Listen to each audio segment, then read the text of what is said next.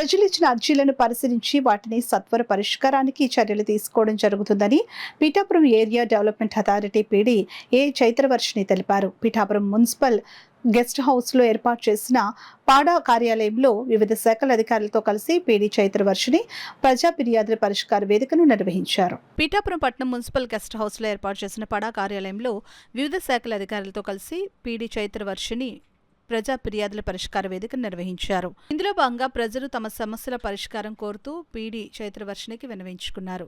వీటిలో ప్రధానంగా 6 ఏళ్లుగా యానిమేటర్గా సక్రమంగా పనిచేసుకుంటున్న తనను అధికారులు ఏ విధమైన సమాచారం ఇవ్వకుండా విధుల నుంచి తొలగించారని, తనకు న్యాయం చేయాలని గొల్లప్రోలు మండలం చందుర్తికి చెందిన చీకట్ల కృష్ణకుమారి ఫిర్యాదు చేశారు. అలాగే తనకున్న ఎకరన్నర భూమిలో 40 సెంట్ల భూమిని రెవెన్యూ రికార్డులో నమోదు చేయకుండా అధికారులు తత్సారం చేస్తున్నారని, వెంటనే 40 సెంట్ల భూమిని రెవెన్యూ రికార్డులో నమోదు చేయమని పిఠాపురం మండలం పి రాయవరానికి చెందిన మాదేపల్లి విజయభాస్కరరావు ఫిర్యాదు చేశారు. అలాగే గొల్లప్రోలు మండలం చందుర్తి కొడవలి గ్రామాల్లో పోలవరం కాలువగట్లపై ఉన్న గ్రావెల్ను కొందరు అక్రమంగా తరలించుకుపోతున్నారని, తక్షణం దీన్ని అడ్డుకుని అక్రమార్కులపై చర్యలు తీసుకోవాలని గొల్లప్రోలకు చెందిన కసిరెడ్డి రాంబాబు పిఠాపురం పట్టణం జగ్గయ్య చెరువు కాలనీలో తనకున్న ఇంటి స్థలాన్ని కొందరు దొంగపట్టాలు సృష్టించి ఆక్రమించుకుంటున్నారంటూ పట్టణానికి చెందిన అబ్బిరెడ్డి ఉమామహేశ్వరి పీజీఆర్ఎస్లో ఫిర్యాదు చేశారు. యానిమేటర్గా నేను గ్రామ సంఘం 1కి చందుర్తి 1కి పనిచేస్తున్నానండి. పనిచేస్తుంటే నాకు ఎటువంటి సమాచారం ఇవ్వకుండా, నాకు తెలియకుండా నన్ను వివోఏగా దళిత మహిళనని చెప్పి తొలగించేశారండి. ఎట్టి దౌర్జన్యం చేస్తున్నారో నాకు న్యాయం చేయండి అని నేను ఏపీఎం గారిని కలిసినా కూడా నేను ఆన్లైన్ 5వ తారీఖునే చేసేసాను. 6వ తారీఖు మీటింగ్ జరిగినా కానీ అలాగని చెప్పి నాకు ఆన్లైన్ ప్రింట్ ఇచ్చారండి. ఈ అన్యాయం అరికట్టి నా ఉద్యోగం నా వివోఏ పని నాకు ఇప్పిస్తారని నేను అధికారులని ఆశ్రయిస్తున్నాను సార్. నాకు ఏ కారణం చెప్పలేదండి.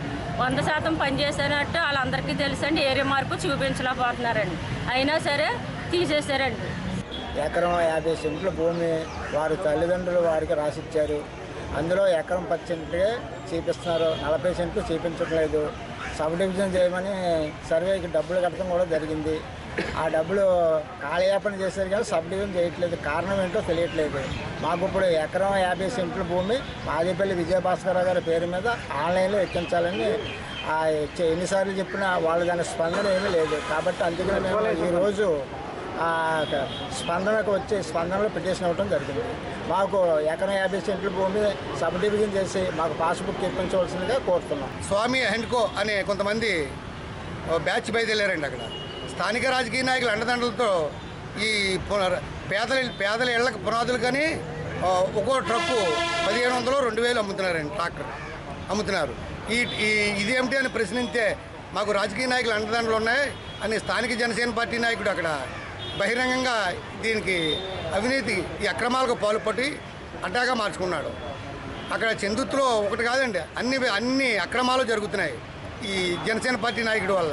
దీనిపై వేళ నేను కాకినాడ కలెక్టర్ జిల్లా ప్రజా పరిష్కార వేదికలో నేను ఫిర్యాదు చేశానండి.